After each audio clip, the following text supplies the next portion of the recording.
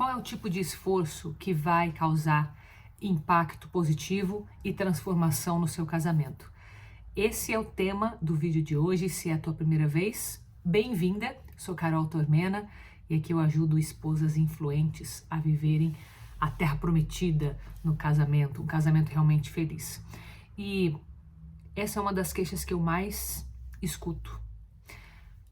Sabe aquela sensação de que todo o esforço que você vem fazendo para melhorar o casamento, para melhorar o relacionamento, para que dentro de casa fique melhor, para que fora de casa também fique melhor ainda, todo aquele esforço que você vem fazendo parece que não está dando resultado. Não sei se você já passou por isso, né?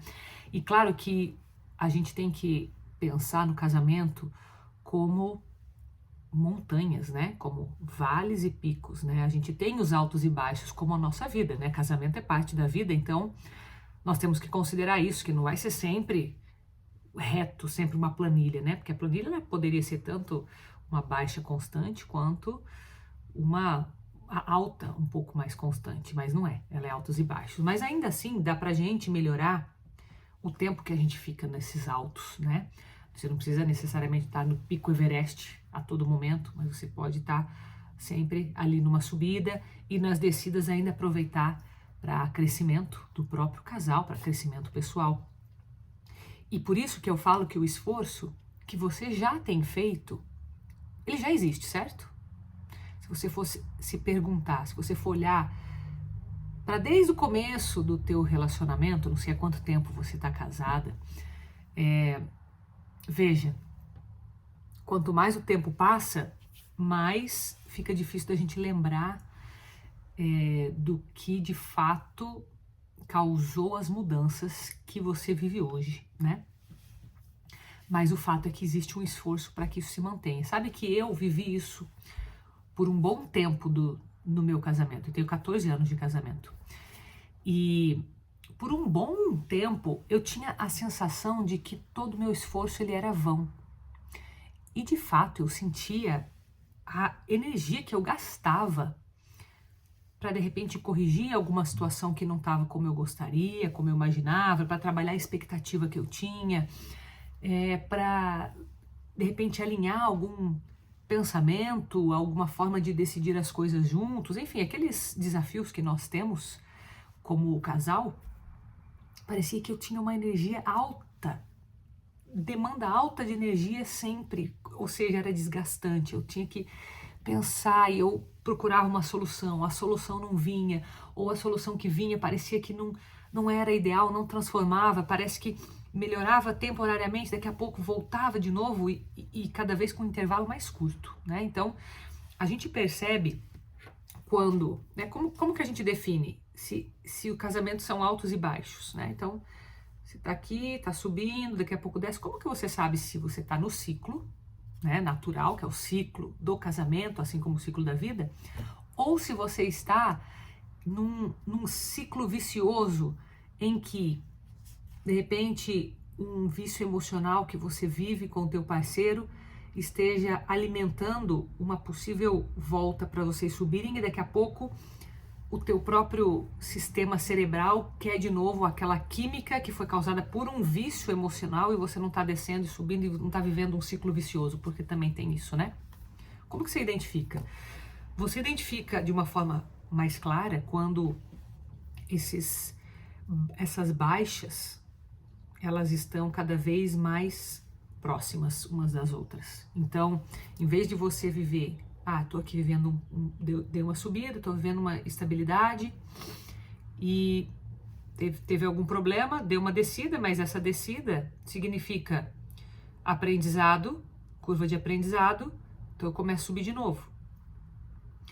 Se a gente vê que começa a descer demais, aí sobe, de uma subida íngreme, de repente cai de novo. Essa caída, ela é um pouco mais abaixo do que a caída anterior. Eu subo de novo num pico, daqui a pouco eu caio de volta e tá muito curto esse intervalo. Isso é um indício, tá? Isso é um indicador para você. Nossa, parece que a gente fica, vamos falar em tempo aqui, parece que toda semana tem alguma coisa. Você começa a ver que parece quase um hábito. Todo fim de semana parece que vem uma briga. um desentendimento, entenda, né? Algo que é negativo, porque os desafios eles podem ser resolvidos de várias formas, né? Eu tenho aqui um desafio e a gente conversa e a gente resolve. Não deixa de ser uma baixa, mas é uma baixa com aprendizado. Agora, se tem briga, se tem desrespeito, se tem desconexão, aí é que você tem que ficar atento. Então, pela intensidade disso e pela frequência.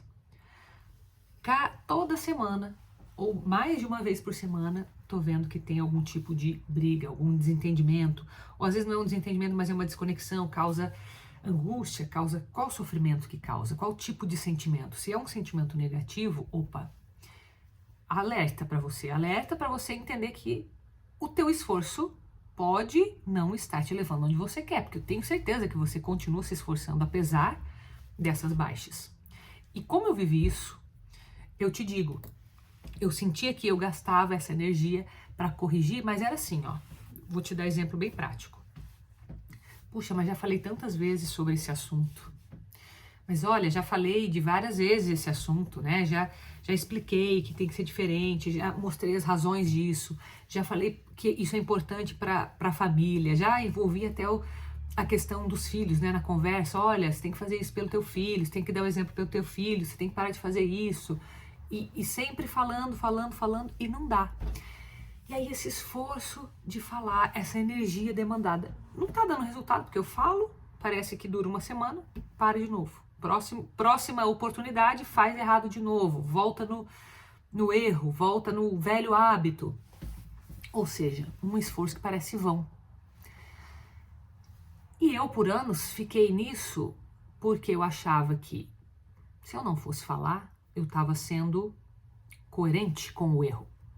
Peraí, como que eu, como esposa, não vou interferir num assunto desse? Eu preciso falar, era uma responsabilidade que brotava dentro de mim, não, porque eu tenho que falar, porque se eu não falar, como que vai ser? Só que eu descobri, e foram anos para descobrir isso, eu vou compartilhar isso com você, que é justamente o esforço que vale a pena, o esforço que vai dar resultado no teu dia a dia. Eu descobri que existe uma força no silêncio que é menosprezada, ela é subestimada. Nós supervalorizamos o diálogo e nós subestimamos o silêncio. Então, eu quero que você entenda isso, porque se você entender isso, colocar em prática, você já vai ver que vai mudar muito o curso das coisas, a direção das coisas. É como aquela passagem bíblica do povo que estava no deserto por 40 anos até chegar à Terra Prometida, né? Você já deve ter visto essa passagem, ou pelo menos se lembra. O povo estava ali no deserto e caminhava em direção à Terra Prometida. Caminharam, ou seja, o caminhar aqui é o esforço deles, né? Assim como você está caminhando no teu casamento. E eles caminharam e não chegavam nunca. Eles demoraram 40 anos para chegar. Meu Deus, 40 anos para chegar na Terra Prometida. Mas o que será que aconteceu? Eles estavam tão longe, assim, tão longe. E não, eles estavam a 30 quilômetros. O deserto que eles estavam ficava a 30 quilômetros da Terra Prometida. Você fala assim, Carol, mas 30 quilômetros, por mais que eles estivessem a pé, não ia demorar 40 anos. Pois é. E demorou. Por quê? Porque eles estavam andando em círculos. E olha, interessante que Deus mostrava para eles alguns sinais, né? De dia tinha uma nuvem que os direcionava, à noite tinha um clarão que os direcionava, e mesmo assim eles andavam em círculos. Gente, você imagina, né? Aquele povo ali se esforçando no caminhar, como nós nos esforçamos e caminhamos. Mas no momento em que eles mudaram a direção, entenderam, não sei quanto tempo demorou para eles entenderem que aquilo era sinal de Deus, para eles, né, para eles de fato olharem aquela nuvem, entenderem como sinal, porque uma coisa é o sinal estar ali, outra coisa é a gente ver o sinal, outra coisa é interpretar o sinal, outra coisa é seguir o sinal. Então demorou 40 anos, a gente está falando aí de uma conversão, né? A mensagem ali é uma conversão de um povo, ou seja, literalmente mudar a direção, o significado da conversão é isso, você muda a direção do teu esforço, você continua se esforçando, você continua a caminhada é a mesma, porém na direção certa. O que acontece? Chega na Terra Prometida. Então com o nosso casamento é muito parecido. Às vezes a gente tá andando, a gente se esforça muito nesse caminhar, e se esforça mesmo, e gasta energia, e vai, e continua caminhando, e pensa em parar, mas não vai, continua. Nossa, não desiste, continua, coragem, e vai, energia, continua caminhando. Só que se estiver caminhando em círculos, não chega a lugar nenhum. Isso que eu vou te falar vai mudar a direção do teu caminhar. Você vai continuar caminhando. Você já fez isso a vida inteira. Então, não vai fazer diferença. Esse esforço você já sabe fazer, que é o caminhar. Só que agora você vai caminhar na direção certa. Portanto, a tua rota vai mudar, né? E quando você muda essa direção, ou seja, essa conversão, você muda e chega no destino que você deseja. Bom, eu lembro dessa passagem aí, né, do povo lá, 40 anos. Quantas pessoas não passam anos, literalmente, perdidas nesse deserto dentro do casamento e se esforçando. Bom, eu descobri a força desse silêncio. Eu percebi que, claro, isso foi estudando, foi na tentativa e erro, foi observando outros casais que davam certo, foi observando a própria personalidade minha, o meu autoconhecimento e do meu marido. Então você tem que considerar aqui que você tem que olhar todas essas variáveis, né? Não adianta você pegar simplesmente o que eu vou te dizer aqui sem adaptar no teu contexto. Claro que tem que ter o teu contexto para fazer sentido, tá? Mas isso que eu vou te falar vai te ajudar muito já. A questão do silêncio, qual que é o poder que existe nisso? Existe uma forma em que a gente aprende, né? A forma como o nosso cérebro aprende é identificar sistemas de automatização, né? É muito parecido com uma máquina quando a gente começa a estudar isso, né? Até é instigante quando você percebe isso. É uma máquina, então assim, o nosso cérebro ele está o tempo todo reconhecendo o ambiente, reconhecendo momentos em que existem riscos, né? Então, um detector de riscos para que a gente não cometa aqueles riscos, né? Então, previsão é algo que está sempre no nosso cérebro. E nessa detecção, nessa previsão, ele também está buscando por recompensas. Por quê? Como que eu sei se eu tenho que fazer A ou B? Como que eu sei se eu tenho que tomar esse caminho ou o outro? Como que eu sei se eu devo tomar água ou não? Todas as decisões, das mais simples às mais complexas.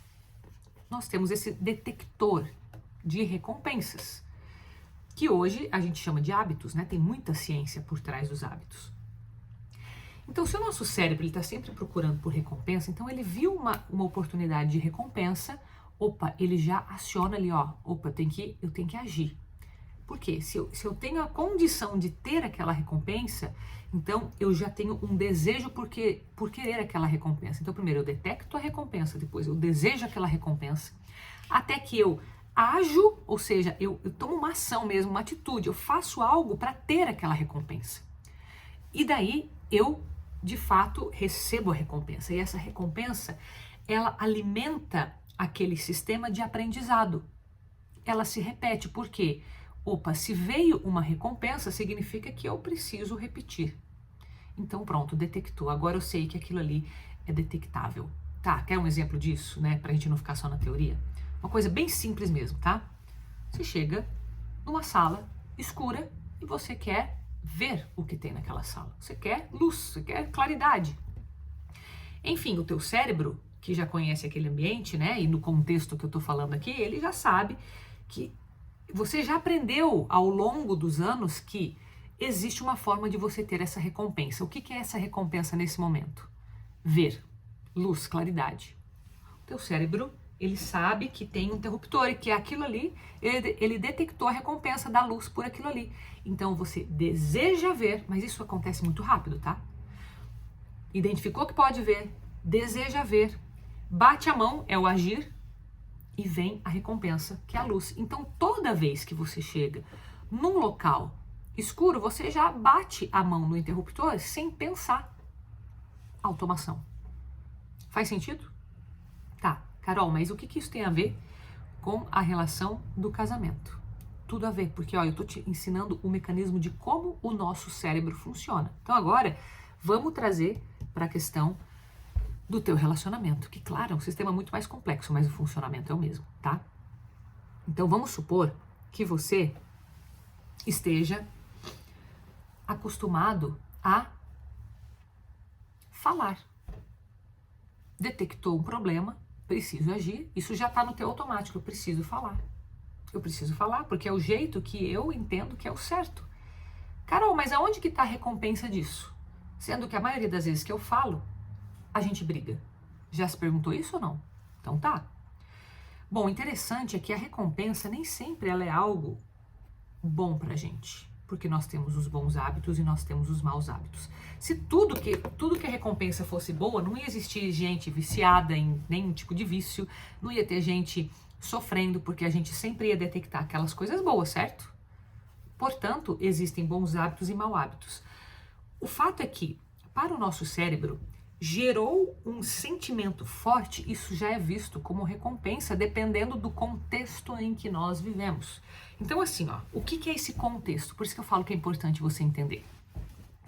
Às vezes uma pessoa que tem um hábito ruim, ela por si só, quando ela pratica aquele hábito ruim, ela já se sente mal.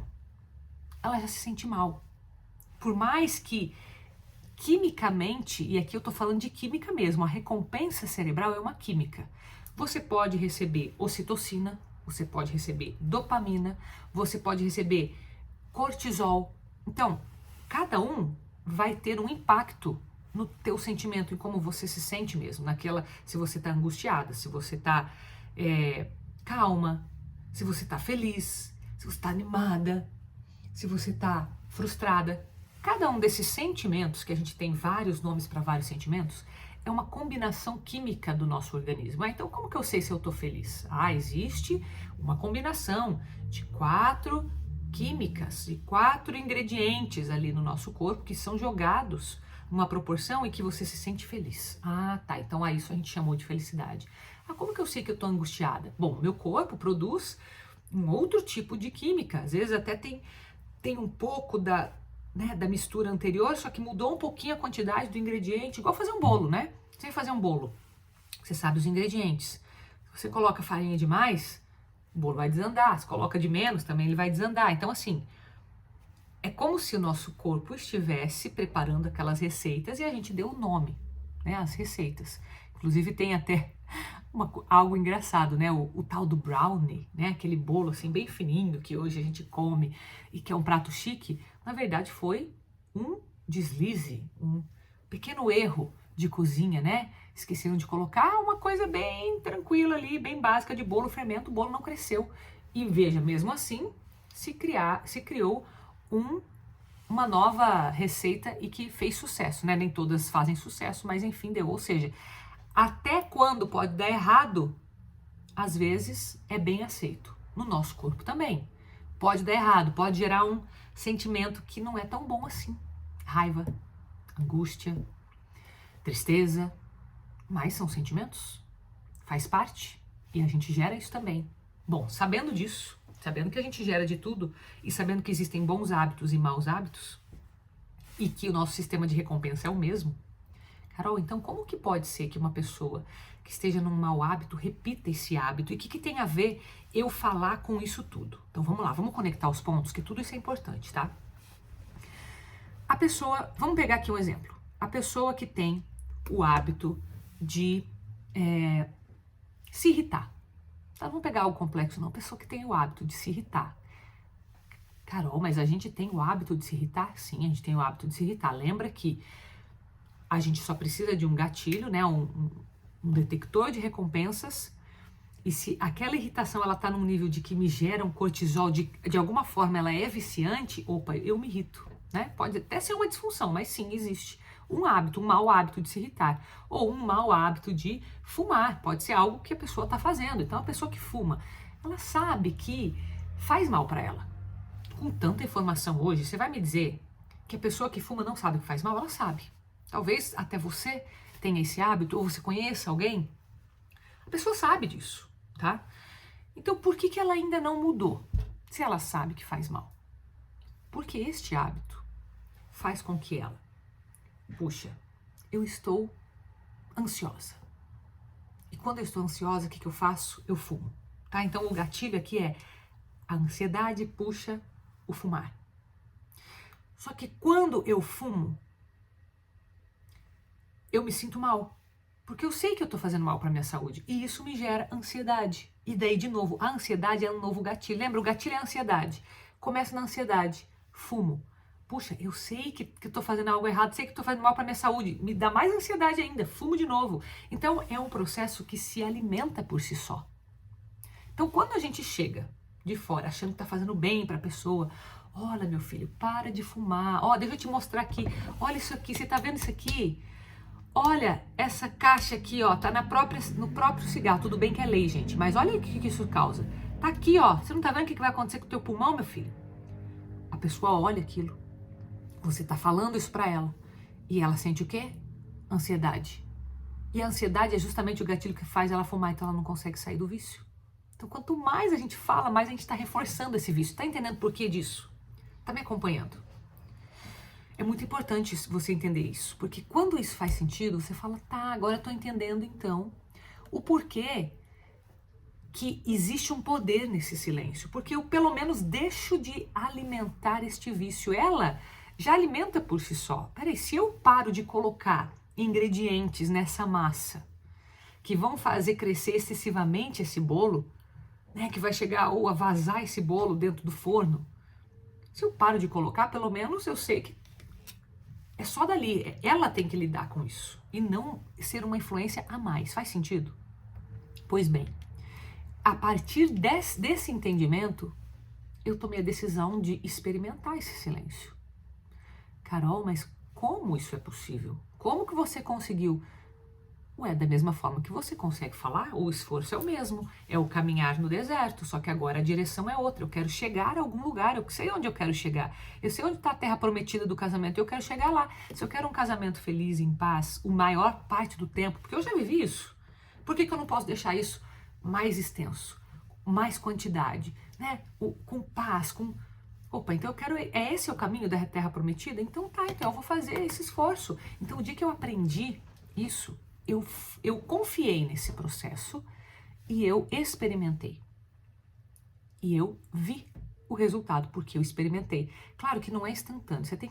Ó, por isso que eu falo, é contexto, né? Tem que entender o contexto. Primeiro, o silêncio, e agora que é importantíssimo você entender isso, não pode ser um silêncio que traga por si só uma carga negativa de sentimentos, de rancor, de raiva, de um monte de coisa que você só está guardando para si e só não está colocando para fora, porque o sentimento ele continua ali, continua sendo transmitido. Nós temos algumas formas de colocar o nosso sentimento no outro. A principal delas é pela fala, né? Então, só da gente controlar a nossa língua de fato, nós estamos num grande avanço, mesmo que você no começo fale, nossa, mas eu ainda tô com raiva, eu ainda tô querendo mudar, tô ainda com vontade de falar, porque não é possível, eu ainda tô indignada e tal. Mesmo assim, é possível de você já começar uma transformação se você fecha a tua boca e não fala nada, tá? Mas é um fechar a boca consciente. Não é um fechar a boca omisso. Vamos entender essa diferença? Omissão. Ah, quer saber? Não tô nem aí mais. Quer saber? Que se vire. Também não falo mais nada. É grandinho, já sabe o que tem que fazer. Já falei demais também, que se lasque, não quero mais saber. A pessoa, nesse nível, ela está tirando o corpo fora, não porque ela entende que a responsabilidade de mudança, nesse caso ali, é do outro. Ela não está mais acreditando que é possível. E para a gente chegar na Terra Prometida, a gente tem que ter o quê? Fé. Você tem que acreditar que a Terra Prometida existe. Você tem que acreditar que isso é possível. Se alguém vier e te falar assim, olha, é mentira, a Terra Prometida não existe, tá? Te enganaram. Na hora você vai fazer o quê? Parar de caminhar. Então, por que eu tô caminhando tanto? Deixa eu ficar aqui, deixa eu me virar aqui onde eu tô. Então, a fé é algo crucial. E quando a gente fala assim, então também não quero saber mais nada, então que se vire, a partir de agora não falo mais nada, você tá o quê? Não. Lavo minhas mãos, a minha fé foi embora. A fé nesse casamento, nesse relacionamento, nessa terra prometida do casamento. Por isso que eu falo, não é um silêncio de desistência. Muito importante isso. É um silêncio de quem entende algo maior. daquela mulher que é influente e que vai usar da sua influência da melhor forma para chegar à Terra Prometida, de preferência com esse marido. Então, o que ela vai fazer? Ela vai usar de compaixão nas situações em que ela não tiver entendimento. Porque muitas coisas, nesse primeiro momento, não é possível entender. Lá na frente você vai entender. Conforme você vai caminhando na direção certa, as coisas vão fazer sentido para você. Mas não agora, exatamente. Por isso que, mais uma vez, é muito importante a tua fé. Como que você vai caminhar na direção daquela terra prometida sem entender tudo e sem fé? Não tem como. Então, o elemento básico, e por isso que eu chamo de alicerce no meu método, é porque a fé precisa existir. Não tem como. E sabendo que ela é um elemento alicerce, né? O que é um alicerce? É aquilo que sustenta tudo, né? O que é um alicerce de uma casa, de um prédio, enfim? É aquilo que você não vê. Tá debaixo da terra ali, ó. Só que tá sustentando toda a casa. Faz uma casa sem alicerce. Mesmo quem não é dessa área de engenharia, de arquitetura, sabe que uma casa precisa de um bom alicerce. Portanto, a fé é um dos alicerces. E por isso que você precisa trabalhar essa parte, mas não é o tema desse vídeo. É só para você entender que é uma parte muito boa para vocês questionar. Opa, será que eu preciso melhorar minha fé? E tem a fé em Deus? Tem a fé em Deus. A fé em Deus é a fonte, mas desta fé eu preciso refletir no meu dia a dia. Então, se eu sou uma pessoa que digo que eu tenho fé em Deus, mas eu tô sem fé no meu casamento, alguma coisa desconectou, tá? É como se você tiver em casa uma internet Wi-Fi, aquela internet sem fio, e você tem a central ali, né? Você tem a central da internet na sua casa, mas você muda de cômodo e nesse cômodo não pegou a internet. Aí você fala assim, o que está acontecendo? Ah, será que eu preciso de um aparelho diferente para conseguir pegar a internet aqui no meu quarto? Ah, então deixa eu ir atrás desse aparelho. Aí quando você coloca, quando você corrige o problema, pega em toda a casa. Então veja, eu tô te dando esse exemplo porque se a tua fé em Deus, ela tá firme, mas ela não está se refletindo nas outras áreas, tem alguma coisa desconectada, tem algum problema, como se fosse um problema com a internet. Estou comparando aqui só para ficar, né, mais claro assim. Eu não tenho fé no meu casamento e eu digo que eu tenho fé em Deus. Será que tá coerente isso? Ué, se o casamento é obra de Deus, o que está acontecendo? Será que essa fé que eu tenho em Deus, o que está acontecendo que não está chegando aqui? Preciso entender, tá? Fizemos aqui esse adendo? Então tá bom. Se tem coisas então que você não vai entender mas que agora, mas que ao longo do caminho você vai, então nesses momentos que serão muitos no começo, mas por que ele está fazendo isso? Mas por que continua fazendo? Olha, eu falei até agora parei de falar. A Carol falou, tô colocando aqui, mas ainda não causou impacto. Não é da noite pro dia, tá?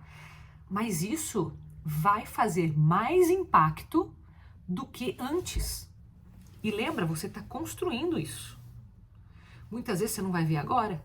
Você está construindo. Opa, peraí, o que será que ele vai pensar quando você para de falar as coisas e você não está parando porque você está desistindo? Porque dentro, né, o teu ser, né, tudo que emana do teu ser, que geralmente sai pela nossa boca, mas também sai por outros meios. Como? Qual que é esses outros meios, Carol? A gente se comunica muito mais por linguagem não verbal do que por linguagem verbal. A linguagem verbal, ou seja, aquilo que você fala, palavras, representa só 7% da tua comunicação. 7% é pouco, né? 7 partes só do todo. Todo o resto, todos os 53% é linguagem não verbal. Então, o teu rosto, a tua expressão, já escutou alguém falar assim, eu já vi na tua cara que você não gostou. Tem pessoas que escutam, o teu olhar fala. O teu sorriso comunica. Você fala no telefone com alguém e você sorri para essa pessoa, você sente do outro lado se a pessoa ela tá carrancuda ou se ela tá sorrindo para você. Você percebe no tom de voz. Então, o tom de voz, a velocidade com que você fala, as pausas que você faz, o que você está fazendo com o teu corpo, com os teus braços, com a tua mão, todo o teu rosto, são tantos sinais, tantos, assim, o olho nem percebe de tantos sinais que são, mas o cérebro, capta tudo. Então, tudo isso comunica. Por isso, agora você entende que não adianta você simplesmente parar de falar se existe uma carga emocional super negativa dentro de você, porque teu corpo vai gritar, vai explodir. Tem gente que fica até doente com isso se não fala. Por quê? Porque teu corpo tá falando, certo? Portanto, você vai resolver isso que jeito? Sempre com compaixão no começo. Quando não fizer sentido, haja com compaixão. Escreve isso para você se lembrar. Quando não fizer sentido, haja com compaixão. Ainda não aprendeu. Não é assim, nossa, tá fazendo de novo para me provocar, mas tá querendo bater de frente comigo. Não, ele ainda não aprendeu alguma coisa. Ele ainda não sabe lidar com isso. A fé que você tem que ter no seu casamento é a mesma fé que você tem que ter no teu companheiro. Eita, Carol, agora você pegou pesado. E é a mesma fé que você tem que ter em você. Você tem que olhar para aquela pessoa e ver que ela é capaz de ser melhor. E que se ela não está sendo agora é porque ela não sabe. Como não sabe? Mas tem sei lá quantos anos nas costas. Mas não sabe. Se soubesse, estaria fazendo diferente, porque seria bom para ela. Ah, mas não sabe que não é bom? Pois é, não sabe. A gente também não tem vícios, né? Maus hábitos que a gente quer fazer. Quantos maus hábitos você tem que você quer mudar e que ainda não mudou? Ah, de cabeça não lembro. Então eu vou te ajudar a lembrar. Será que você tem o mau hábito de ficar beliscando coisinha, comendo besteirinha durante o dia? Eu que preciso cortar, quero emagrecer alguma coisa, ainda não consegui. Mas não como nada. Será que você não está nem percebendo o que você está comendo ao longo do dia? Será que você tem o mau hábito de tomar pouca água? Será que você tem o mau hábito de dormir tarde, né? E acorda cansado todo dia, tal, dorme mal, ou o mau hábito de dormir mal. Mas como que eu interfiro no meu sono? Não sei, será que você tem o mau hábito de ficar olhando um monte de coisa antes de dormir no celular? Então a gente tem maus hábitos. Mau hábito de se distrair. Tô aqui, tinha que estar prestando atenção que isso que a Carol tá falando tão importante, já me distraí quantas vezes ao longo desse vídeo, não consigo me concentrar por 30 minutos com algo que é tão importante, que eu digo para mim mesmo que é importante no meu casamento. Então a gente tem maus hábitos. Nós temos. Se nós temos e ainda não aprendemos a lidar com ele, por que eu tô olhando pro cisco do olho do meu irmão? Se eu ainda não tirei a baita trave do meu. Entende? Então, isso que eu tô falando é para você entender que existe um poder gigantesco no silêncio, desde que seja um silêncio bem resolvido. Então, quando a gente fala em silêncio bem resolvido, você já entende aqui uma primícia aqui dessa regra do silêncio. Você tem que estar bem com você mesma. Se você está bem com você mesma, fica mais fácil. Aí entra autoconhecimento, autoconfiança, autoestima, autocontrole, várias coisas. É muita coisa, não dá para falar tudo aqui no vídeo. Mas é para você entender que existem formas de você seguir o caminho certo, a direção certa. Você está se esforçando há tantos anos e tem a impressão que não sai do lugar. Talvez não tenha saído mesmo do lugar, está igual o povo no deserto. Não significa que não exista a terra prometida. Ela está logo ali do lado, mais perto do que você imagina. Basta que você mude a direção. Eu estou te dando aqui uma dica. Falei várias pinceladas de várias coisas aqui, mas eu te dei uma dica para você começar a trabalhar. Eu sei que fácil não vai ser. Porém, se você tem fé na terra prometida, se você já tem um esforço do mesmo povo que está caminhando há 40 anos, continue caminhando, só mude a direção. Isso vai fazer toda a diferença. E se, além de você colocar isso em prática no teu casamento, você conhece mais pessoas que querem viver um casamento melhor. Às vezes a pessoa já tem um casamento bom, mas pode ser melhor. Às vezes a pessoa está passando por alguns problemas mesmo. Quer sair do outro lado, quer entender que existe uma terra prometida. Manda esse vídeo para ela, você vai ver que vai ajudar também. Tá bom? Então, rumo à terra prometida do seu casamento. Beijo, fica com Deus.